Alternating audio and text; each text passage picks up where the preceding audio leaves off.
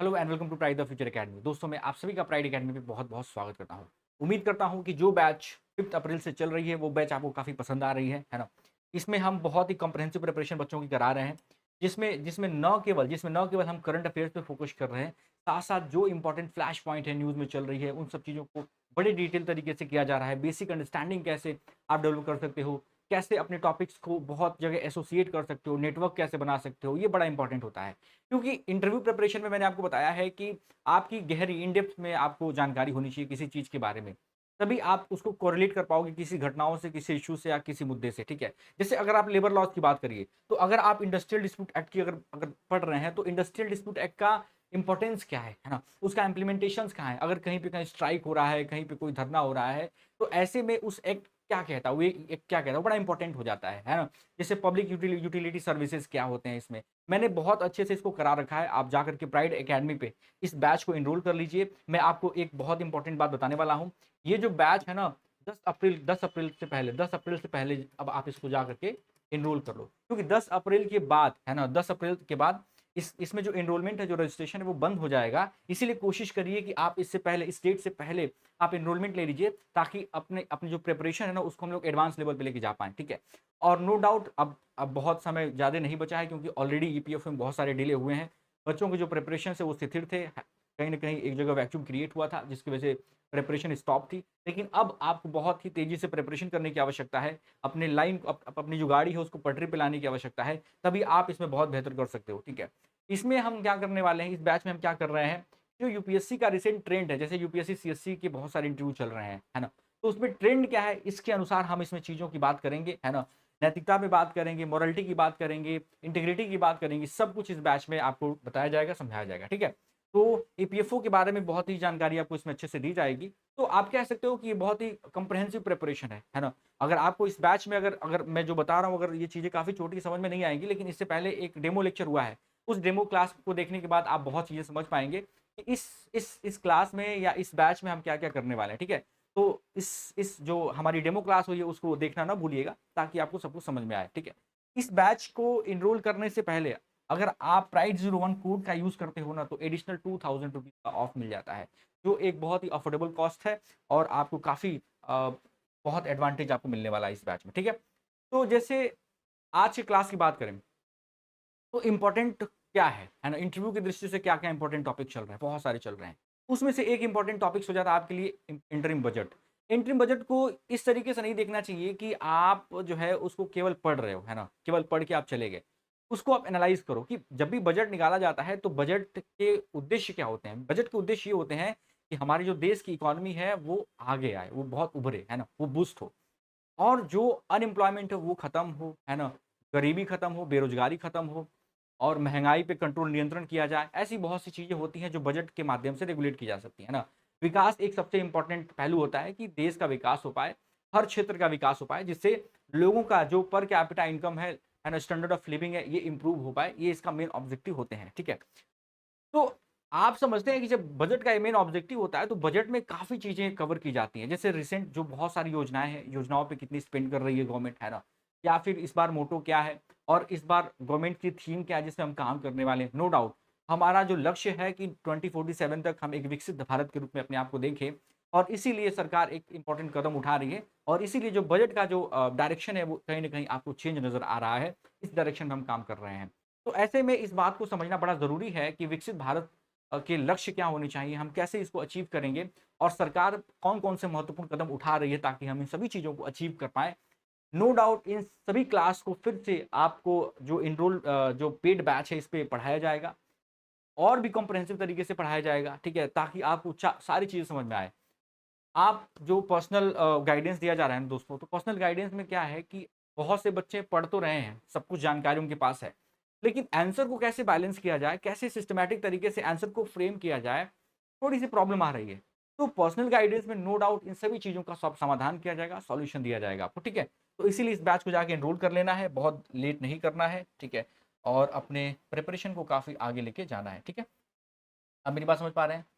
तो आज हम अपने बजट को देखेंगे, इसके बारे में बहुत अच्छे से चर्चा करेंगे, और ये चर्चा केवल इस नज़रिए से नहीं होना चाहिए कि आप केवल पीटी का मेंस का एग्ज़ाम देने जा रहे हो। आपके पास कंटेंट होना चाहिए बोलने के लिए। क्या आप क्या उसमें से संभावित प्रश्न बन सकते हैं, है ना? कौन-कौन से जो प्रश्न है इंपॉर्टेंट वो बन सकते हैं, इन सभी चीज़ों पे बहुत अच्छे से हम डिस्कस करेंगे, ताकि कोई भी अगर प्रश्न यहाँ से पूछा जाए तो आप इससे अछूता ना रह पाएँ, आप इसको टैकल कर पाएँ। मेरी बात समझ रहे हैं आप? तो आज देखेंगे आप कि जो भी टॉपिक्स है ना, उस टॉपिक्स को पढ़ते कैसे हैं? इंटरव्यू के दृष्टिकोण से कैसे पढ़ा जाता है? कैसे अपने आप को एनालिसिस कर सकते हैं हम किसी टॉपिक में या किसी चीज़ों के बारे में कैसे स्ट्रॉन्ग कर सकते हैं, ठीक है?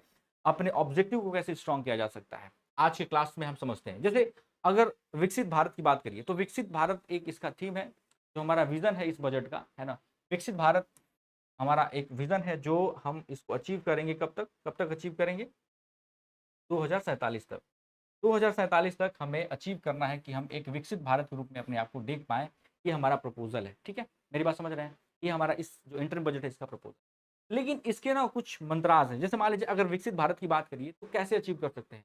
भई पिछले लेक्चर को ज़रूर देखिएगा कि विकसित भारत को अचीव करने के लिए केवल एग्रीगेट जो जीडीपी है ना, वो बूस्ट हो जाए, वो इम्पोर्टेंट नहीं है। विकसित भारत के लिए बहुत जीडीपी बढ़ जाए, ये इम्पोर्टेंट नहीं है, तभी हम नहीं बन पाएँगे। विकसित भारत बनने के लिए हमें पर कैपिटा इनकम पे फोकस करना पड़ेगा, पर कैपिटा जीडीपी पे फोकस करना पड़ेगा, है ना? क्योंकि जो यूनाइटेड नेशन है ना, उसका ऑब्जेक्टिव यही है, उसका एक क्राइटेरिया है, क्राइटेरिया में क्या है कि 13,000 से लेकर के $14,000 के बीच में अगर या इससे ऊपर जो भी कंट्री रहती है, उसका पर कैपिटा जीडीपी, तो उसको माना जाएगा कि वो डेवलप्ड नेशन है ना? और चाइना नो डाउट बहुत ही पीछे नहीं है, बहुत ही अब आगे जा चुका है और बहुत जल्द यानी 2028 तक आप देखेंगे कि चाइना एक डेवलप्ड कंट्री के रूप में उभरता नज़र आएगा और ये भी अनुमान लगाया जा रहा है कि 2030 तक दुनिया में सबसे बड़ा अगर अर्थव्यवस्था अगर किसी के पास होगी तो वो चाइना के पास होगी। मेरी बात समझ पा रहे हैं आप? तो पर कैपिटा जीडीपी पे फोकस करना है, ना कि एग्रीगेट जीडीपी पे फोकस करना है, ये हमारा परम लक्ष्य होना चाहिए। तो पर कैपिटा इनकम की बात करिए, पर कैपिटा जीडीपी की अगर बात कर लीजिए, तो आप समझ रहे हैं कि भारत में अभी जो इनकम गैप है बहुत अधिक। इनकम गैप मतलब कि यहाँ गरीब बहुत गरीब है, अमीर बहुत अमीर है, कुछ मिडिल क्लास भी है। तो कैसे सबको एक प्लेटफ़ॉर्म पे लेके आया जाए, एटलीस्ट वहाँ पे लेके आया जाए जहाँ पे सबका जो स्टैंडर्ड ऑफ लिविंग है काफ़ी अच्छा हो, है ना? 13,000 जो डॉलर है उससे अधिक हो। तो ऐसा क्या हमें निर्णायक कदम उठाने चाहिए जिसकी वजह से हम इस एम्बिशंस को प्राप्त कर पाएँ, विकसित भारत के लक्ष्य को प्राप्त कर पाएँ? मेरी बात समझ रहे हैं आप? तो इसके लिए क्या है सबसे इम्पोर्टेंट है इनइक्वालिटी, असमानता दूर की। क्या इनइक्वालिटी सबसे इम्पोर्टेंट, वेरी इम्पोर्टेंट। इनइक्वालिटी असमानता को दूर किया जाए।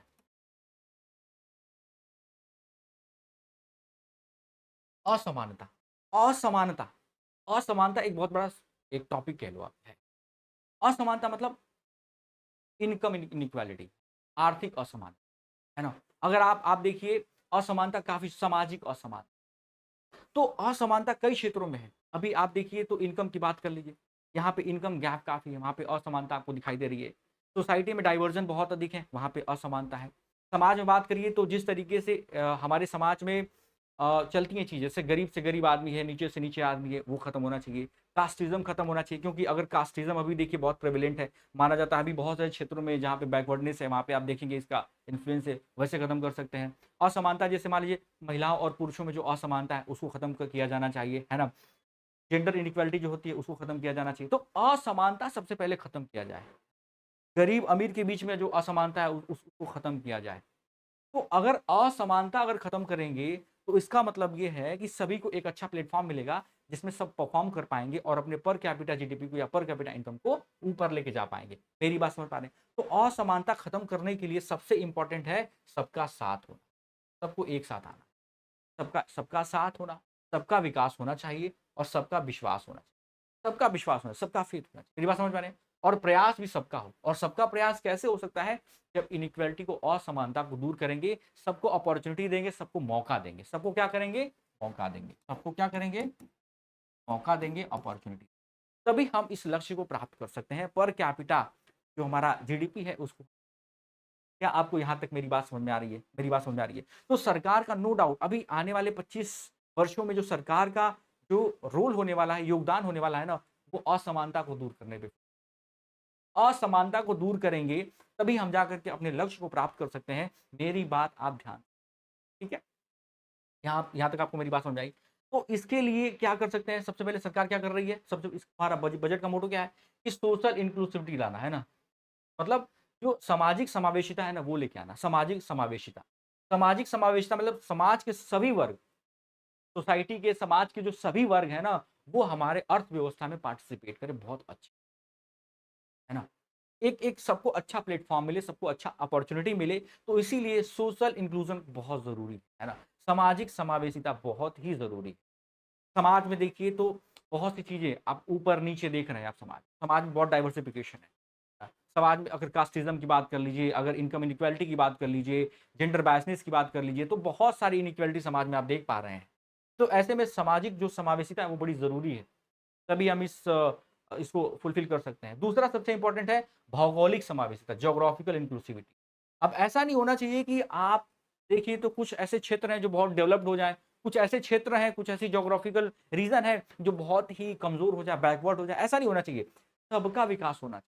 सभी क्षेत्र पे बात करिए, सभी समाज पे बात करिए, सभी क्षेत्र पे बात करिए। ऐसा नहीं कि नॉर्थ इंडिया में बहुत डेवलपमेंट हो गया, साउथ इंडिया में ना हो, या साउथ इंडिया में बहुत ज़्यादा डेवलपमेंट हो गया, नॉर्थ इंडिया में ना हो। ऐसा नहीं होना चाहिए, या नॉर्थ ईस्ट में ऐसा बहुत वो अछूता रह जाए विकास के क्षेत्र में। नहीं, सभी जियोग्राफिकल जो हमारे रीजन है, सब में इंक्लूसिविटी है, इसकी भी बात करनी है, इसकी चर्चा करनी है। तभी वहाँ का आदमी क्या है, एक अच्छा परफॉर्मेंस कर सकता है और अपने आप को सशक्त कर सकता है, और पर कैपिटा जो जीडीपी है, इनकम है, वो भी उसकी स्ट्रांग हो सकती है। तो यहाँ तक आपको मेरी बात समझ में आ रही है? मेरी बात समझ में आ रही है? तो इसीलिए इसीलिए प्रधानमंत्री मोदी जी ने कहा है सबका साथ सबका विकास, ठीक है? फिर सबका विकास होने के लिए क्या करेंगे? हमें सबका विश्वास गेन करने की आवश्यकता है, ठीक है? और इसीलिए हम हमारा जो लक्ष्य है 2047 का, हम इसको अचीव कर सकते हैं। तो यहाँ तक आपको मेरी बात समझ में आई? मेरी बात समझ में आई? सोशल इंक्लूसिविटी की ज़रूरत है और जियोग्राफिकल इंक्लूसिविटी की ज़रूरत है, आप इस बात को समझें। और मैंने ये भी कहा कि आने वाले 25 वर्षों में सरकार असमानता को दूर करने पे पूरा जोर देगी, पूरा प्रयास करेगी। ठीक है? यहाँ तक आपको मेरी बात समझ में आई? कोई डाउट है? कोई डाउट है? तो ऐसे आपको समझना है, ऐसे आपको पढ़ना है। और इस चीज़ को ना आप अपने इंटरव्यू पैनल मेंबर्स के सामने बोल सकते हो, समझा सकते हो, इस बात को रख सकते हो, बड़ा ही अच्छा इंप्रेशन पड़ेगा। अब अगर बात करिए इस बजट का, इस बजट का जो फोकस एरिया है ना, वो क्या है? सबसे पहले फोकस एरिया क्या है? हमने कहा ना, असमानता को दूर करना है। असमानता को दूर करने के लिए हमें क्या, इक्विटी की ज़रूरत है ना? इक्वालिटी और इक्विटी में फ़र्क होता है, फिर मैं आपको बताऊँगा कभी। अब जैसे इक्विटी पे फोकस करना है, इक्वालिटी पे फोकस करना है, तो सबसे पहले हमें गरीबों पे ध्यान देना है। गरीबों पे ध्यान देना है। क्योंकि जो गरीब है ना, वो ऊपर आएगा तभी उसका पर कैपिटा इनकम या पर कैपिटा जीडीपी ऊपर हो सकता है। तो इसके लिए सोशल असिस्टेंस दिया जाए, सामाजिक सुरक्षा दिया जाए। मेरी बात समझ रहे हैं? गरीब को सामाजिक सुरक्षा दिया जाए, फाइनेंशियल असिस्टेंस दिया जाए, ताकि इसका अपलिफ्टमेंट हो पाए। अवेयरनेस दिया जाए, एजुकेशन दिया जाए, तब ताकि इसका अपलिफ्टमेंट हो पाए। और नो डाउट सरकार बहुत सारी योजनाओं के माध्यम से जो गरीबों का स्टेटस है वो सही करने का प्रयास कर रही है। और ऐसा माना गया है कि अभी रिपोर्ट जो नीति आयोग की आई थी, उसमें ये कहा गया कि 25 करोड़, जो 25 करोड़ लोग हैं ना, 25 करोड़, वो गरीबी रेखा से ऊपर आ गए। मतलब अब वो गरीब नहीं है ना? अब वो गरीब नहीं है, दे आर नॉट पुअर, ये अब गरीबी रेखा से बाहर आ चुके हैं। 25 करोड़। मेरी बात समझ पा रहे हैं आप? तो नो डाउट सरकार काफ़ी इसमें काम कर रही है। महिलाओं की बात करिए, तो नो डाउट महिला भी एक बहुत ही वल्नरेबल सेक्टर है। तो सेक्शन क्या है, महिला का बहुत वल्नरेबल है। चाइल्ड की बात कर लीजिए, महिलाओं की बात करिए, बहुत वल्नरेबल सेक्शन माना जाता है भारत में। तो ऐसे में महिलाओं पे भी बहुत अच्छे से ध्यान देना चाहिए, ध्यान देने की आवश्यकता है। Labour force participation rate of women की देखिए तो अभी भी बहुत कम है, इसको आगे लेके जाने की आवश्यकता है। एजुकेशन रेट की बात करिए, या आप सेक्स रेट की बात कर लीजिए, महिलाओं का बहुत कम है। महिलाएँ अभी आप देखिए एनीमिया की बहुत ज़्यादा शिकार हैं, एनीमिक है महिलाएँ। तो ऐसे में इनको भी सोशल असिस्टेंस देने की आवश्यकता है, सामाजिक सुरक्षा देने की आवश्यकता है। स्कीम में इनको बहुत सारी स्कीम्स देने की आवश्यकता है, बहुत सारी योजनाएँ देने की आवश्यकता है, ताकि इनका भी विकास हो पाए। और नो डाउट सरकार बहुत सी योजनाएँ इनके लिए भी चला रही है। क्या आप मेरी बात समझ पा रहे हैं? तो इस तरीके से आपको पढ़ना है। गरीब जो जो गरीब है, इनको इनको इनकी गरीबी दूर करने के लिए कौन-कौन सी सरकार की योजना है, लिख लो आप एक जगह। नोट डाउन कर लो, समझ लो उसको। महिलाओं के लिए सरकार क्या-क्या कर रही है, लिख लो, बहुत इंपॉर्टेंट। मेरी बात समझ रहे हो आप? अब युवाओं के लिए, युवाओं पे बड़ा फोकस किया गया अच्छे से। जैसे अगर खेलो इंडिया की बात कर ली, इसके माध्यम से new education policy 2020, new education policy जो 2020 में आई थी, वो एक वोकेशनल एजुकेशन की बात करती है। नो डाउट बड़ा इसमें काम किया जा रहा है। और भी बहुत सारी योजनाओं के माध्यम से युवाओं पे काफ़ी फोकस किया गया है। तो युवाओं पे, क्योंकि हम सबसे youngest population in the world हैं, और हमारी जीडीपी को, हमारी हमारी जो इकोनॉमी है उसको ऊपर ले जाने के लिए हम युवाओं को एक मौके के रूप में देख रहे हैं। मेरी बात समझ में आए? क्योंकि हमारे पास यंग लेबर्स है, हमारे पास यंग वर्क फोर्स है।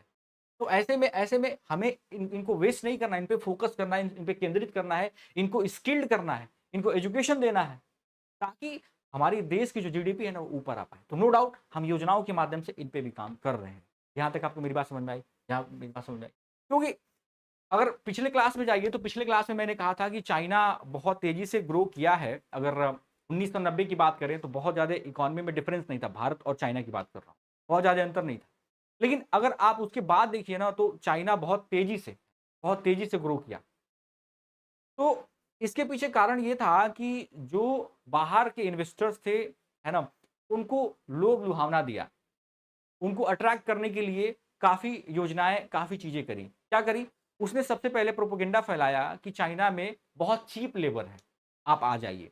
चाइना में आपको हम ज़मीन प्रोवाइड करेंगे, बड़ी सस्ती ज़मीन प्रोवाइड कराएँगे, आप आ जाइए। रिसोर्सेज़ देंगे आपको, रॉ मटेरियल देंगे, आप आ जाइए। तो ऐसे में कोई फैक्ट्री होती है, कोई इन्वेस्टर होता है, तो वो समझता है कि नहीं वहाँ पे हम कुछ समझ सकते हैं। तो फैक्ट्री जब आती है कहीं विदेशों से किसी कंट्री में, तो उसका विकास होता है। तो ये भी एक मुहिम है। तो इसीलिए युवाओं पे फ़ोकस करना चाहिए क्योंकि हमारे में यंगेस्ट पॉपुलेशन हमारी कंट्री के पास है और इसका हम फ़ायदा उठा सकते हैं। अन्नदाता फार्मर्स, नो डाउट फार्मर्स पे फ़ोकस करने की काफ़ी आवश्यकता है क्योंकि अभी देखिए तो कुछ साल पहले की बात करें तो हमारा एग्रीकल्चर सेक्टर काफ़ी इंपॉर्टेंट था क्योंकि एग्रीकल्चर सेक्टर 60% से अधिक लोगों को रोजगार दे रहा था। समझ रहे हैं मेरी बात? 60% से अधिक रोजगार एग्रीकल्चर में 67 की बात करिए तो एग्रीकल्चर सेक्टर अकेले संभालता था। अब की बात करिए तो एग्रीकल्चर से अब लोग शिफ्ट हो रहे हैं कहाँ? सर्विस सेक्टर में। तो अब एग्रीकल्चर में जो एम्प्लॉयमेंट रेट है वो कम हो रहा है। ये बहुत अच्छी बात है कि अब लोग सर्विस सेक्टर में जा रहे हैं मतलब एजुकेटेड हो रहे हैं, स्किल हो रहा है, सब कुछ हो रहा है। लेकिन चिंता की बात ये है कि अभी भी जो फार्मर्स की, जो किसानों की जो स्थिति है, वो अभी भी इकोनॉमिकली बहुत अच्छी नहीं है। अच्छे दाम की प्रॉब्लम है ना? अच्छे एनवायरनमेंट की प्रॉब्लम है, मिट्टी अभी देखिए जिस तरीके से बहुत चैलेंजेज़ आ रहे हैं, क्लाइमेट चेंज की वजह से काफ़ी फसल बर्बादी हो रही है, नुकसान हो रहा है। तो बहुत सी प्रॉब्लम किसानों को हो रही है, तो इसीलिए किसानों की भी बात करनी बहुत ज़रूरी है। किसानों पे भी ध्यान देना बहुत ज़रूरी है। मेरी बात समझ पा रहे हैं आप? एग्रीकल्चर सेक्टर पे बहुत अच्छे से ध्यान देने की आवश्यकता है। तो नो डाउट इन पे भी हमें फ़ोकस करने की आवश्यकता है। क्या आपको यहाँ तक मेरी बात समझ में आई? तो इसीलिए सरकार इन पे फ़ोकस करती है और इनके तहत जितनी योजनाएँ आती हैं ना, वो आप लिख लो। ठीक है? यहाँ तक आपको मेरी बात समझ में आई? आगे देखते हैं। और दोस्तों मैं इसीलिए कह रहा हूँ कि प्राइड अकेडमी का जो बैच चल रहा है ना यूपीएससी, ईपीएफओ इंटरव्यूज़ के लिए वो बहुत इम्पोर्टेंट है। आपका रिवीजन हो जाएगा, आप बहुत तार्किक हो जाओगे, आप लेटेस्ट ट्रेंड को समझ पाओगे, अपने पर्सनैलिटी को इवैल्यूएट करके उसको इम्प्रूव कर पाओगे और क्या चाहिए आपको और क्या चाहिए, ठीक है? और बहुत अफोर्डेबल कॉस्ट है, आप जा करके एनरोल कर लो क्योंकि मेरा मोटिव ये था कि सबको मार्गदर्शन मिले, सबको एक अच्छा प्लेटफ़ॉर्म मिले जिसके अपना प्रिपरेशन बहुत बेहतर हो पाए। यही हमारा ऑब्जेक्टिव था, इसीलिए हम आपके बीच में आए हैं, ठीक है? आपको सारी बात समझ में आ गई? आगे बढ़ते हैं, आगे बढ़ते हैं।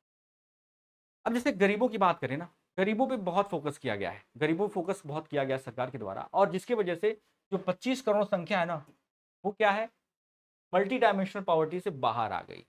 मल्टी डायमेंशनल बहुआयामी गरीबी से जो है मुक्त हो गई। बहुआयामी गरीबी से मुक्ति मिल गई है कितने लोगों को? 25 करोड़ लोगों को, 25 करोड़ लोग। मेरी बात समझ रहे हैं? और क्या है? डायरेक्ट बेनिफिट ट्रांसफर जो सरकार लेके आई थी, उससे ये पता चला है कि लगभग 34 लाख करोड़ रुपए, है ना? जनधन अकाउंट से इधर-उधर हुए हैं और उसमें क्या है 2.7 लाख करोड़ की बचत हुई। मतलब आप ये सोचिए कि जो डीबीटी जब डायरेक्ट बेनिफिट ट्रांसफर नहीं था, तो उस टाइम केंद्र से जो योजनाएँ चलती थी या केंद्र से जो पैसा जाता था, ज़मीनी लेवल पे वो पैसा बहुत कम बचता था। ₹100 अगर ऊपर से चला तो नीचे आकर के 5 या ₹10 ही बचते, ठीक है? लेकिन डीबीटी होने की वजह से जो बेनिफिशियरी है डायरेक्ट उसके अकाउंट में पैसा ट्रांसफर किया जा रहा है या बेनिफिट दिया जा रहा है। मेरी बात समझ पा रहे हैं? तो उससे जो लूपहोल्स था ना वो बहुत कम हुआ है और ऐसे में 2.7 लाख करोड़ की बचत हुई है। मेरी बात समझ पा रहे हैं आप? तो ये सारी चीज़ें हैं, आप इसको ध्यान में रखिएगा और इस तरीके से आपको समझना है, पढ़ना है। पीएम स्वनिधि की बात करिए तो पीएम स्वनिधि में क्या कहता है कि लगभग 78 लाख स्ट्रीट वेंडर्स को ऋण सहायता प्रदान की गई। 78 लाख स्ट्रीट वेंडर्स को ऋण सहायता प्रदान की गई। 2.3 लाख स्ट्रीट वेंडर्स को तीसरी बार क्रेडिट मिला, तीसरी बार क्रेडिट मिला है। मतलब ये स्ट्रीट वेंडर्स को इसलिए दे रहे हैं ताकि उनका सही से व्यवसाय हो पाए, उनके आर्थिक जो समृद्धि आए, है ना? उनका अपलिफ्टमेंट हो पाए, इसलिए सरकार इन पे भी फोकस कर रही है। मेरी बात समझ पा रहे हैं आप? ठीक है? महिलाओं की अगर बात कर लिया जाए महिलाओं, इस बैच में हम करने क्या वाले हैं, जब हम बजट आपको और अच्छे से पढ़ाएँगे, ये चल रहा है उसको पढ़िए बहुत अच्छे से। ये बजट जो मैं पढ़ा रहा हूँ काफ़ी इम्पोर्टेंट आपके लिए है ना? इसमें आपको पता चलेगा कि इसको किस तरीके से आप पढ़ोगे इस इंटरव्यू के लिए और अगर बजट को अगर आप केंद्र बना करके इसमें जो भी टॉपिक्स हैं एसोसिएट करके पढ़ोगे ना, तो आपकी तैयारी या आपकी योजनाएँ यहीं पे बहुत अच्छे से आएँगी। तो हम इस लेक्चर में कोशिश करेंगे कि सारी योजनाओं को इसी में कर लिया जाए।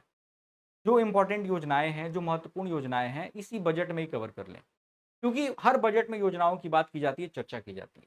अब जैसे महिलाओं की बात करिए तो जो वुमेन्स है ना, इनका विकास कैसे हो रहा है कि जो 30 करोड़ मुद्रा योजना लोन दिया गया, 30 करोड़ मुद्रा योजना लोन दिया गया have been given to the women entrepreneurs.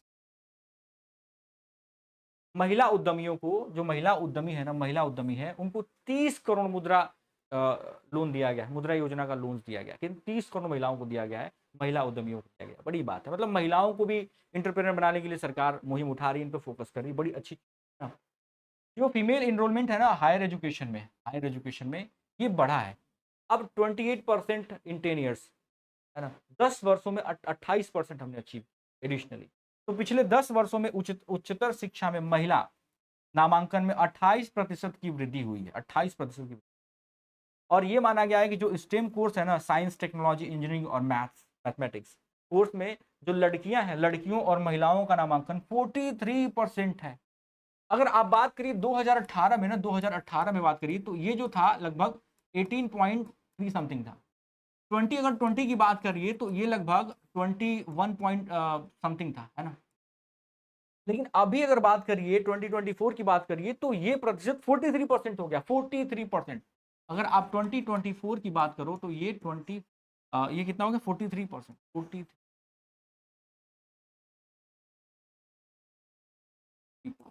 बहुत बड़ी बात है, बहुत बड़ी अचीवमेंट है कि अब महिलाओं को भी उच्चतर शिक्षा और स्टेम के कोर्स, मतलब साइंस रिलेटेड कोर्स में इनका भी इनरोलमेंट बढ़ रहा है। ये बहुत अच्छी। तो ऐसे में महिलाओं का भी अपलिफ्टमेंट हो रहा है, महिलाएं भी स्किल सीख पाएंगी और महिलाएं भी कुछ योगदान दे पाएंगी भारत की अर्थव्यवस्था। यहाँ तक आपको मेरी बात समझ में आई? अब जैसे डिग्निटी की बात कर लीजिए, ठीक है, डिग्निटी। तो जो महिलाएं हैं, नो डाउट, जैसे ट्रिपल तलाक खत्म हुआ, ट्रिपल तलाक खत्म होने से जो महिलाओं का सम्मान है, डिग्निटी है, वो पुनः वापस वो वापस, ये बहुत अच्छी। क्योंकि महिला के पास अगर डिग्निटी होगी, अपनी पहचान होगी, अपनी अपनी अपना आइडेंटिटी होगा ना, तभी महिला कुछ सोच सकती है, कुछ ग्रो कर सकती है। अगर महिलाओं को राइट्स नहीं देंगे, अगर महिलाओं को हम राइट्स नहीं देंगे तो महिलाएं कैसे आगे आएंगी? ऑलरेडी वल्नरेबल सेक्शन है कुछ कुरीतियों की वजह से, आप देखिए। तो इसके वजह से काफ़ी चीज़ें प्रभावित हुई हैं महिलाओं क्षेत्र में। अब सरकार इस पे अच्छे से फोकस करिए, जिसकी वजह से अब देखा जाए तो महिलाओं को एक डिग्निटीफाइड लाइफ मिल रहा है। इसमें अच्छे से एक लेक्चर लिया जाएगा महिलाओं के बारे में, वुमेन एम्पावरमेंट के बारे में, वुमेन इश्यूज़ के बारे में मैं लूँगा पेड बैच में, जिसमें हम सारी चीज़ों को अच्छे से चर्चा करेंगे कि महिलाओं को क्या समस्या है ना?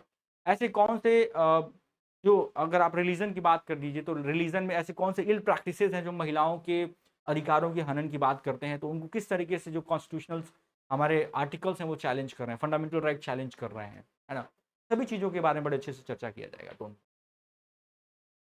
अब जैसे reservation of 1/3 seat for the women's, महिलाओं के लिए 1/3 जो रिजर्वेशन है वो दिया गया है लोकसभा में और विधानसभा में। इस बात को भी ध्यान रखिए, तो इससे काफ़ी वो फायदा हुआ है।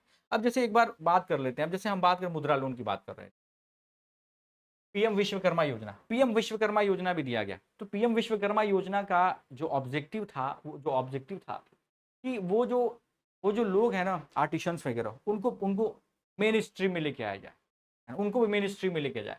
तो Vishwakarma Jayanti is celebrated in honour of the Vishwakarma and architect of the goods gods, architect of the god and the Hindu methodology. And इसका जो ऑब्जेक्टिव था to uplift the traditional artisan, जो ट्रेडिशनल आर्टिशंस हैं या जो क्राफ्ट पीपल्स हैं, जो हैंडलूम्स का काम करते हैं, या फिर जो कुछ बनाते हैं, जैसे डलिया वगैरह बनाते हैं, या फिर कुछ बताते हैं हाथों से, जो बहुत कुछ बनाते हैं, तो उनको, जैसे मान लीजिए बोट मेकर हो गया, जो बोट बनाते हैं, है ना, या जो ब्लैक स्मिथ्स होंगे, या फिर हैमर एंड टूल्स को जो बनाते हैं, लॉक स्मिथ, गोल्ड, मतलब 18 ट्रेडिशनल ट्रेड सेक्टर्स हैं जिनको इसमें इंक्लूड किया गया है। कितने? 18 ट्रेड सेक्टर्स को इसमें इंक्लूड किया गया है इस स्कीम में, जिसका ऑब्जेक्टिव ये है कि जो ट्रेडिशनल आर्टिसन और क्राफ्टमैन है, इनका अपलिफ्टमेंट हो पाए, इनका विकास हो पाए, है ना। और जो इंडिया का जो कल्चर है ना, रिच कल्चर, हमारा जो रिच कल्चर है ना, समृद्ध कल्चर, समृद्ध संस्कृति, हेरिटेज, उसको बचाया जा सके, क्योंकि अभी देखिए जिस तरीके से हमारा ध्यान इन पे नहीं जा रहा है, जो हमारे आर्टिशंस हैं, क्राफ्ट्समैन है, तो जाहिर सी बात है ये भी अपनी इनकम सिक्योरिटी के लिए कुछ ना कुछ तो सोचेंगे, तो इनका भी कहीं न कहीं शिफ्टिंग हो रहा है अन्य क्षेत्रों में कर मैन्युफैक्चरिंग सेक्टर की बात करी, सर्विस सर्विस सेक्टर की बात करी, क्योंकि इसमें बहुत ज़्यादा इकोनॉमी नहीं रही। तो ऐसे में ये सरकार की बड़ी अच्छी योजना है कि ऐसे ऐसे हमारे जो ट्रेडिशनल ट्रेडिशनल जो लोग हैं, जो क्राफ्ट्स पीपल हैं या जो आर्टिसंस हैं, उन पे सरकार ध्यान दे रही है और उनकी चिंता कर रही है, बहुत अच्छी। ठीक है? तो transitioning to the formal economy, है ना, ग्लोबल वैल्यू चेन, वही बात है। इनको भी मेन स्ट्रीम में लेके आया जाए। तो कहने का मतलब ये है कि हम इस बजट में नो डाउट इन लोगों पे फोकस कर रहे हैं, जो तबका है जो बहुत पीछे रह गया उस तबके पे फोकस कर रहे हैं ताकि उनका ग्रोथ हो पाए, मेन स्ट्रीम में आ पाए और हमारा जो एम्बिशन है वो प्राप्त कर पाए 2047 का डेवलप्ड नेशन का, डेवलप कंट्री का। यहाँ तक आपको मेरी बात समझ में आई है ना? ये कौन सी मिनिस्ट्री इसको इम्प्लीमेंट करती है? तो एमएसएमई जो है वो नोडल इसकी मिनिस्ट्री है, ministry of skill development entrepreneurship, department financial services है। आप देख लीजिएगा इसको बहुत अच्छे से, ये चीज़ें आप समझ पा रहे हैं। तो नो डाउट जो पीएम विश्वकर्मा योजना है, 18 जो इसके ट्रेडर्स हैं, ट्रेडिशनल ट्रेडर्स, उनको दिया जाएगा। जो क्राफ्ट्समैन हैं, जो आर्टिशंस हैं, उनके ग्रोथ किया जाएगा, उनके विकास की चर्चा की जाएगी, बात की जाएगी। जो इंडिया का रिच कल्चरल आप हेरिटेज ट्रेडिशनल क्राफ्ट्स हैं, उनको बचाया जाएगा, तो सुरक्षित किया जाएगा, इनको असिस्टेंट देके इनको समझा करके। और ये 5 सालों के लिए इसको लाया गया है, 5 सालों के लिए स्कीम चलेगी। और नो डाउट इसकी स्कीम में ये है कि उनको बहुत सारे फाइनेंशियल असिस्टेंट दिए जाएंगे, लोन दिए जाएंगे, इवन उनको क्या है, उनको स्किल दिया जाएगा और स्किल में जो चीज़ें ट्रेनिंग दी जाएगी, ट्रेनिंग में क्या होगा, 3-4 दिन का ट्रेनिंग होगा और पर डे उनको 500 समथिंग ऐसा उनको मिलेगा भी, है ना? मेरी बात समझ पा रहे हैं आप? मेरी बात समझ पा रहे हैं आप? 3 लाख तक इसमें लोन का प्रावधान किया गया है। ठीक है? तो अगर stipend and the incentive 500 for the skill training, मैंने कहा ना स्किल ट्रेनिंग, इसमें ट्रेनिंग की जाएगी, इसमें 500 रुपये दिए जाएंगे। ट्रेनिंग के लिए अगर ट्रेनिंग व्यक्ति जाएगा तो उसको 500 रुपीज़ दिया जाएगा। 1500 to purchase the modern tools, अगर कोई टूल्स खरीद रहा है, कोई औजार खरीद रहा है तो उसके लिए 1500 रुपये दिए जाएंगे। और 15,000 दिया जाएगा टूल किट इंसेंटिव के लिए, अगर कुछ टूल्स चाहिए, अगर कुछ खरीदना है उसको तो 15,000 एडिशनली उसको दिए जाएंगे। तो इस स्टाइपेंड या उसको इंसेंटिव दिया जाएगा ताकि वो अपनी चीज़ों को खरीद पाए और अपना काम सही से कर पाए। तो कोलेट्रल की बात करिए, फ्री क्रेडिट सपोर्ट, मतलब इसमें किसी कोलेट्रल की ज़रूरत नहीं पड़ेगी कि नहीं उसको कुछ लेके जाना पड़ेगा, उसको कुछ ज़मीन की प्रॉपर्टी या कागजात या किसी दूसरे तीसरे व्यक्ति को लेके जाना पड़ेगा। कोलेट्रल ऐसा कुछ ज़रूरत नहीं पड़ेगा, है ना? विदाउट विदाउट कोलेट्रल के 3 लाख तक अपना जो लोन है और जिसका इंटरेस्ट बहुत कम रखा गया है, 5% के इंटरेस्ट ब्याज दर पे ये लोन ले पाएगा विश्वकर्मा योजना के अंतर्गत। मेरी बात समझ पा रहे हैं आप? मेरी बात समझ पा रहे हैं आप? और इनको क्या किया जाएगा, विश्वकर्मा सर्टिफिकेट दिया जाएगा और आई कार्ड के रूप में, है ना, जो भी आर्टिशंस क्राफ्ट में। मेरी बात समझ पा रहे हैं आप? जिससे कि ये अपने आप को मेन स्ट्रीम में लेके आ पाए, इनका विकास हो पाए, इसीलिए सरकार इन पे भी काम कर रही है, इस बात को इतना ही समझ। अब जैसे महिलाओं की बात करें तो महिलाओं को नो डाउट ऐसे 30 करोड़ जो है, जो वुमेन इंटरप्रेन्योर्स हैं, उनको पैसा दिया गया है, लोन दिया गया है, ये बहुत अच्छी बात है। तो एक बार मुद्रा योजना को समझने की ज़रूरत है। प्रधानमंत्री मुद्रा योजना क्या है? अभी आप देखिए तो जो 30 करोड़ है ना, मुद्रा योजना के तहत लोन दिया गया है वुमेन एंटरप्रेन्योर्स को, महिला उद्यमियों को दिया गया है ना? तो ऐसे में इस ये इम्पोर्टेंट हो जाता है कि प्रधानमंत्री मुद्रा योजना क्या चीज़ है, इसको बात समझिए। तो जो प्रधानमंत्री मुद्रा योजना है ना, इसको 3 प्रकार से लोन दिया जाता है। पहले शिशु, शिशु के लिए अगर कुछ है तो उसमें आप देखिए 50,000 तक दिया जाता है। किशोर के लिए अगर कुछ कार्य किया जाए तो उसमें लोन क्या कहाँ तक है, 50,000 से लेकर के 5 लाख तक दिया जा सकता है। और तरुण यानी लोन अबव दी 50 लाख, 50 लाख से 10 लाख तक लोन आपको दिया जाएगा। तो कहने का मतलब इसमें लोन के प्रावधान किए गए हैं और इस क्षेत्र में इनको दिया गया ताकि इनका विकास हो पाए। यहाँ तक आपको मेरी बात समझ में आ रही है? लेकिन देखिए ये जो अभी योजना है ना, इस ये योजना बहुत चर्चित नहीं है। बहुत लोग इसका लाभ नहीं उठा पा रहे हैं। ऐसी योजना बहुत पहले आई थी लेकिन इसका लाभ लोग नहीं उठा पा रहे हैं। इसका मुख्य कारण ये है कि लैक ऑफ अवेयरनेस, बहुत अवेयरनेस नहीं जनरेट कर पाए इसके बारे में। लिमिटेड कवरेज, बहुत ज़्यादा कवरेज नहीं है ना? Difficulty in the meetings targets and delay in the loan disbursement. कहीं न कहीं लोन देने में भी जो बैंक्स हैं या जो भी एजेंसीज़ हैं वो देर कर देती हैं, लेट कर देती हैं। ये मुख्य इसके कुछ इश्यूज़ हैं, कुछ कारण हैं और इस पे सरकार को काम करना चाहिए, सरकार को ध्यान देना चाहिए। तो यहाँ तक आपको मेरी बात समझ में आई? आगे देखिए।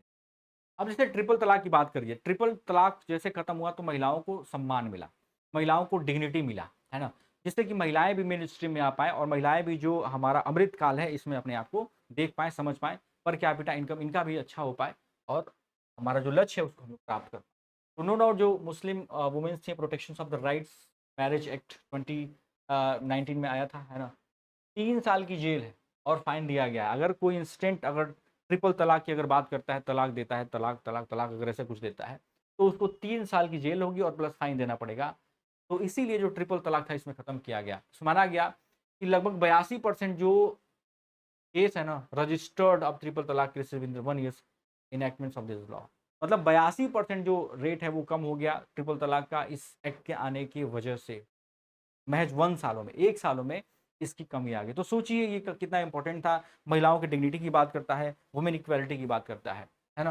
तो ये आप बता सकते हो, ये चीज़ें आप कोट करो कि ट्रिपल तलाक भी एक उसमें से एक रीज़न है, एक उसमें एक फैक्टर है, ठीक है? अब आप बात करिए तो a survey by the Bharatiya Muslims Mahila Andolan found 11.1% of marital womens are divorced are resulted. मतलब ये माना जा रहा था कि जो ट्रिपल तलाक से जो महिलाएं हैं ना 11% से ऊपर जो महिलाएं हैं इसका शिकार होती थी। 44% divorce before their the third marital anniversary. मतलब ये माना जाता है कि जो तीसरे साल शादी के तीसरे वर्ष से पहले ही पहले लगभग 44% महिलाएं डिवोर्स हो जाती थी। मेरी बात समझ पा रहे हैं आप?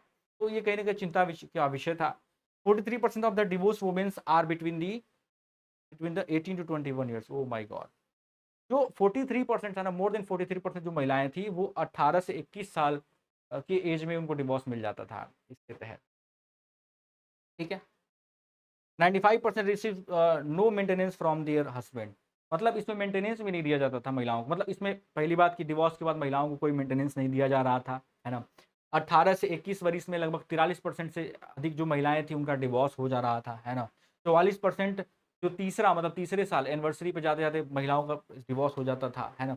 और टोटल अगर देखा जाए मुस्लिम वुमेन का तो लगभग 11% समथिंग महिलाएं डिवोर्स हो जाती है, डिसऑर्डर हो। तो ये एक बड़ा चिंता का विषय था महिलाओं के लिए, महिलाओं के समानता के लिए। और ये बड़ा सराहनीय और बड़ा इंपॉर्टेंट कदम था, ठीक है? मेरी बात समझ पा रहे हैं आप? अब इसमें देखा जाए तो अगर इसका इंट्रोडक्शन किया गया तो क्यों? तो सुप्रीम कोर्ट के द्वारा ये जजमेंट आया था, है ना? और एबोलिशन ऑफ ट्रिपल तलाक की बात इसमें की जा रही थी। सबसे पहले मेन इश्यूज क्या थे कि ये ना जो आर्टिकल 25 है, आर्टिकल 25 है इसके अंदर प्रोटेक्टेड था। जो ट्रिपल तलाक था ये आर्टिकल 20 जो फ्रीडम ऑफ रिलीजन है उसके अंतर्गत ये उसको बैकिंग कर रहा था। लेकिन सरकार इस बात को समझ गई कि भैया देखो ये आर्टिकल 14, 15 और 21 जो राइट टू लाइफ की बात करता है, डिग्निटी की बात करता है, उसको वायलेट कर रहा है। इसीलिए ये लॉ नहीं हो सकता है। रिलीजियस लॉ ठीक है, आप कह रहे हो आर्टिकल 25 के तहत आता है, बट इसमें जो है जो इल इंस्ट्रूमेंट्स हैं, गलत इंस्ट्रूमेंट्स हैं जिसकी वजह से इनको इल प्रैक्टिसेस किए जा रहे हैं महिलाओं के साथ, इस धर्म के आड़ में इल प्रैक्टिसेस किए जा रहे हैं महिलाओं के साथ, जिसके लिए इसको हम अभी स्थगित करेंगे, बंद करेंगे। यहाँ तक आपको मेरी बात समझ में आए। मुस्लिम वुमेन्स को एम्पावर किया गया, सशक्त किया गया। जो कॉन्स्टिट्यूशन का राज है वो फिर से सामने आया, है ना? Secular nature of the Indian constitution, encouragements for the reforms in the Muslim performance law and the 5 judge constitutional benches थी। मतलब 5 जज थे, क्या 2-3 के मेजोरिटी से बहुमत से पास हुआ था। हाँ। कहा गया कि अब जो ट्रिपल तलाक है वो 25 आर्टिकल 25 के अंतर्गत अब सुरक्षित नहीं रहेगा, उसको पॉलिश कर। तो यहाँ तक आपको मेरी बात समझ आई। तो ये कुछ मुख्य इंपॉर्टेंट फैक्ट्स हैं जो आप इसको याद रख, ठीक है? अब महिला अगर वुमेन रिजर्वेशन की बात की जाए तो अभी वुमेन रिजर्वेशन एक्ट 2023 में आई है। सर इसकी ज़रूरत क्यों पड़ी? इसकी ज़रूरत इसलिए पड़ी क्योंकि अभी देखिए जो महिलाओं का पार्टिसिपेशन है ना राजनीतिक क्षेत्र वो बहुत कम है। और विकास में अगर महिलाओं का अगर योगदान बढ़ाना है तो ऐसे में जो उनके पॉलिटिकल राइट्स हैं या जो राजनीतिक अधिकार है वो उनको महिलाओं को देना पड़ेगा। अगर महिलाएं अगर पार्लियामेंट में आएंगी, महिलाएं अगर स्टेट असेंबली में आएंगी तो ही वो अपने लिए लॉ बना सकती हैं, अपनी बात कर सकती हैं या अपने इश्यूज को, अपनी समस्याओं को रख सकती हैं on the floor of the house of parliaments. Okay, तो इसीलिए इसीलिए इस एक्ट की जरूरत पड़ी, वुमेन रिजर्वेशन की जरूरत पड़ी। वुमेन रिजर्वेशन की जो बात है ना वो केवल 2023 में नहीं की गई, इससे पहले भी की गई। अगर आप देखिए 1992-93 में भी किया गया जब कांग्रेस का कोalition गवर्नमेंट चल रहा था, 1996 में, और ये बात हमेशा चलती आई है रिजर्वेशन। लेकिन बार बार ये फेल होता आया, ये एक्ट पास नहीं। लेकिन अभी रिसेंटली 2023 में इस एक्ट को पास किया गया, ठीक है, जिससे कि महिलाओं को उनका अधिकार मिल पाए। 33% जो सीट है लोकसभा में महिलाओं के लिए रिजर्व किया जाए और साथ साथ जो स्टेट असेंबली है वहां पे भी रिजर्व किया जाए, जिससे कि महिलाओं को उनका अधिकार मिल पाए, महिलाएं पार्लियामेंट में जा पाएं और अपने अपने लिए कानून बना पाएं, उनकी जो बेसिक समस्याएँ हैं उनको सॉल्व किया जाए, रिज़ॉल्व किया जाए। यहाँ तक आपको मेरी बात समझ में आई? यहाँ तक आपको मेरी बात समझ आई? तो ये 106 106 कॉन्स्टिट्यूशनल अमेंडमेंट्स एक्ट था जो 2023 में आया, है ना? तो 1/3 जो सीट है वो रिज़र्व करता है सभी महिलाओं के लिए लोकसभा में और स्टेट लेजिस्लेटिव असेंबली। यहाँ तक आपको मेरी बात समझ आई? और साथ-साथ national capital territory of Delhi, है ना? National capital territory of Delhi. यहाँ पे 1/3 सीट जो है वो रिज़र्व किया गया है महिलाओं के लिए। बात को आप तो जो 1/3 रिजर्वेशन की अगर बात कर रहे हैं महिलाओं की, तो लोकसभा में जो कॉन्स्टिट्यूशनल अमेंडमेंट्स किए गए, वो किसमें किए गए? आर्टिकल 330 आर्टिकल 303 ए में इसको रखा गया कि लोकसभा में महिलाओं को 1/3 रिजर्वेशन दिया जाएगा। स्टेट असेंबली की बात कर दीजिए तो वो आर्टिकल था 332 है। ये बहुत इंपॉर्टेंट है, याद रखना, बहुत इंपॉर्टेंट है। अगर अगर आप अगर NCT national capital territory of Delhi की बात करिए तो आर्टिकल 239 ए में रखा गया है। और यहाँ पे महिलाओं को क्या किया गया है? 1/3 रिजर्वेशन दिया गया है। इस बात को आप समझ रहे होंगे, ठीक है? आगे देखते हैं। और SC/ST की बात की कर लीजिए तो आर्टिकल 332 में इनको दिया गया है। अब अगर बात करिए तो वुमेन रिजर्वेशन के फेवर में कौन-कौन सी बातें हैं? तो सबसे पहले ये जेंडर इक्वालिटी लेके आएगा, है ना? जेंडर इक्वालिटी लेके जो लैंगिक समानता है उसकी बात करेगा। जो डिसीजन मेकिंग प्रोसेस है ना महिलाओं का, नो डाउट उसमें महिलाओं का भी पार्टिसिपेशन कि अगर देश के लिए अगर कुछ योजना बन रहा है, देश के लिए कोई लॉ बन रहा है, देश के लिए कोई अमेंडमेंट्स किया जा रहा है, देश के लिए कोई एक्ट बन रहा है, तो उस डिसीजन मेकिंग में महिलाओं का भी अधिकार हो, महिलाओं का भी पार्टिसिपेशन हो। नो डाउट ये इसकी भी चिंता करेगा ये जो एक्ट है ना? और जो डिस्क्रिमिनेशन है ना, डिस्क्रिमिनेशन अगेंस्ट द वुमेन्स, वो भी कम होगा। अगर आप राजनीतिक क्षेत्र की बात करिए तो राजनीतिक क्षेत्र में महिलाओं को बहुत डिस्क्रिमिनेट किया जाता है कि अरे ये महिला है तो चुनाव कैसे लड़ेगी, ये महिला है इसको घर में रहना चाहिए, ये महिला है इसको कैंपेनिंग नहीं करना चाहिए, है ना? बड़े दबाव में महिलाएं रहती हैं। तो नो डाउट अगर हम 1/3 रिजर्वेशन देंगे तो ऐसे में ये दबाव भी खत्म हो जाएगा, ये डिस्क्रिमिनेशन भी खत्म हो जाएगा। तो इसकी भी चिंता ये एक्ट करता है। तो ये बात आपको समझ में आई? ये बात आपको समझ में आई? यहाँ तक आपको समझ आएगी। तो महिलाओं के विकास में नो डाउट ये बहुत इंपॉर्टेंट है। अगर मैं आपसे पूछूं तो क्या वुमेन रिजर्वेशन बिल महिलाओं की सारी समस्याओं को खत्म कर देगा? नहीं, ऑब्वियसली नॉट। महिलाओं की सारी समस्याओं को खत्म नहीं करेगा ये, लेकिन ये है कि सरकार की द्वारा जो जो योजनाएं आई हैं ना, नो डाउट वो भी महिलाओं को इक्वलिटी समानता देने की बात करी है। लेकिन जो रिजर्वेशन एक्ट है ना, ये भी उसमें एक कड़ी है जो जुड़ेगा। तो ऐसे में कौन से ऐसे फैक्टर हैं जिनको हमें अपनाना चाहिए ताकि जो बायसनेस है ना, जेंडर बायसनेस, वो खत्म हो पाए, महिलाओं को उनका अधिकार मिल पाए। ऐसे कौन से सराहनीय कार्य किए जा सकते हैं? नो डाउट ये एक बहुत इंपॉर्टेंट प्रश्न है, आपको सोचना चाहिए, आपको समझना चाहिए। नो डाउट इसका उत्तर जरूर मुझे दीजिएगा आप, ठीक है? आगे देखते हैं। तो बहुत पहले 1996 में मैंने बताया था इस बिल की बात की गई थी, लेकिन अभी 2023 में इस बिल को लेके आया गया है। और ये जो बिल है ना, मैंने आपको बताया 1/3 सीट जो है वो कहाँ देता है, कहाँ? लोकसभा में और स्टेट असेंबली में देने की बात करता है। साथ साथ national capital territory of Delhi में भी बात करता है देने की, ठीक है? इसके एक्ट से भी बात हम करते हैं। अब हमें ज़रूरत क्या है? अगर आप देखिए इसकी ज़रूरत क्यों पड़ी? तो इसकी ज़रूरत इसलिए पड़ी क्योंकि लोकसभा में ना अब तक अभी देखिए ये जो हमारा चल रहा था सेशन, उसमें 82 वुमेन्स, केवल 82 एमपीज़ थी, मेंबर ऑफ पार्लियामेंट, केवल 82, है ना? अगर 543 में अगर बात किया जाए तो 543 में केवल 82 महिलाएं एमपी थी। चिंता का विषय, केवल 15%, 15% महिलाएं एमपी थी। और अगर आप राज्यसभा की बात करिए तो 13%। ओके, तो ये एक चिंता का विषय था। और अगर स्टेट लेजिस्लेटिव असेंबली की बात करें, अगर एवरेज, अगर लोकसभा की, अगर विधानसभा की बात करें, तो विधानसभा में जो महिलाओं का पार्टिसिपेशन था, अगर एवरेज रेशियो देखा जाए तो 9%, इतना ही, मात्र केवल ओनली 9% महिलाओं का पार्टिसिपेशन था, महिलाओं की सीट्स थी इसमें। मेरी बात समझ पा रहे हैं? तो ऐसे में चिंता की बात थी कि भाई जेंडर इक्वलिटी कैसे आएगी, महिलाएं डिसीजन मेकिंग में कैसे अपना योगदान देंगी? तो नो डाउट इसीलिए इस एक्ट को लाया गया, जिससे कि महिलाएं डिसीजन मेकिंग में अपना भूमिका निभा पाए, उनको एक इक्वलिटी मिल पाए, एक अच्छा प्लेटफॉर्म मिल पाए जिसमें वो अपनी चिंता कर पाए, अपने इश्यूज को रख पाए, है ना? जिससे कि जेंडर इक्वलिटी आए, डिस्क्रिमिनेशन दूर हो जाए, है ना? और महिलाएं डिसीजन मेकिंग में अपना पार्टिसिपेशन। यहाँ तक आपको मेरी बात समझ आई? यहाँ तक आपको मेरी बात समझ आई? लेकिन देखा जाए तो इसको राज्यसभा में नहीं लाया गया, राज्यसभा की बात नहीं करता है, लेजिस्लेटिव काउंसिल की बात नहीं करता है। तो नो डाउट यहाँ पे भी महिलाओं को अगर पूछा जाए कि और इसमें क्या सुधार किए जा सकते हैं, तो नो डाउट इसमें भी करने की आवश्यकता है कि केवल हम लोकसभा और जो लेजिस्लेटिव काउंसिल है वहाँ वहीं क्यों दें, हमें राज्यसभा में महिलाओं को रिजर्वेशन देना चाहिए, इसकी बात भी चिंता करनी चाहिए। तो ये सारी कुछ चीज़ें हैं जो आपको ध्यान में रखना है, जो आपको समझना है, ठीक है? ये जो क्लासेज हैं, जो क्लासेज होंगी हमारे पेड बैच में इसको और भी बहुत सोफिस्टिकेटेड, बहुत अच्छे तरीके से किया जाएगा, बहुत ही सिस्टमैटिक तरीके से किया जाएगा, जिससे कि काफ़ी एडवांटेज मिले आपको इंटरव्यू में। किसी फैक्ट्स को, किसी डाटा को आपको खोजना ना पड़े, सारी चीज़ें आपको यहाँ मिले, प्रॉपर गाइडेंस मिले और आप बहुत तार्किक हों, है ना? आप सोचें सारे एक्ट्स के बारे में या जो भी न्यूज़ में चीज़ें चल रही हैं ना, उसके बारे में आप समझ रखें। वो चीज़ें चल क्या रही हैं, वो क्यों चल रही हैं, उसमें अच्छी चीज़ें क्या हो सकती है, उसमें बुरी चीज़ें क्या हैं, जिसको हमें टैकल करना चाहिए, जिसको सरकार को ध्यान देना चाहिए। तो इस तरीके से जो तार्किकता है वो विकास करने की ज़रूरत है आपको, तभी आप इस इंटरव्यू को बड़े अच्छे तरीके से क्लियर कर पाओगे और नो डाउट आप क्लियर करोगे, ठीक है?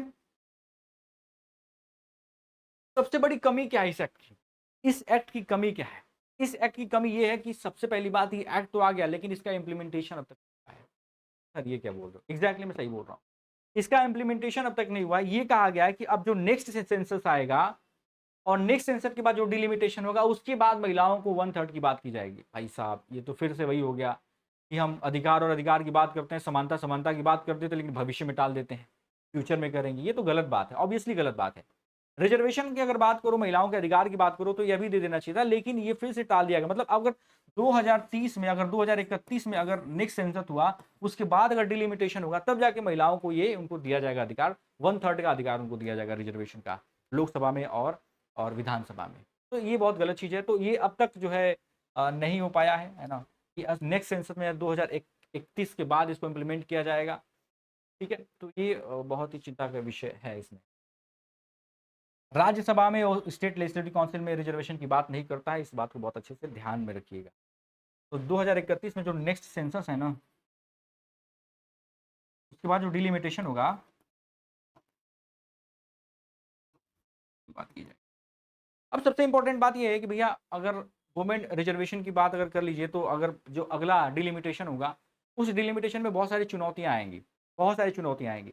सबसे पहले कि अगर डिमार्केशन ऑफ बाउंड्री करेंगे, तो महिलाओं को किस तरीके से रखें, क्योंकि हमको पता है कि अभी जो डिमार्केशन किया जाता है, तो उसमें एसटी पॉपुलेशन कहाँ पे अधिक है, एससी पॉपुलेशन कहाँ पे अधिक है, वो हमें पता चल जाता है। लेकिन ये कैसे पता चलेगा कि महिलाओं का पॉपुलेशन कहाँ पे कैसे है? तो नो डाउट इसके लिए भी सरकार को ध्यान देने की आवश्यकता है। इसमें और कुछ बेहतर क्या कर सकते हैं कि जैसे आप कह रहे हो कि पॉलिटिकली, मतलब लोकसभा और विधानसभा को आप केंद्र मान करके रिजर्वेशन दे रहे हो 1/3, ठीक है?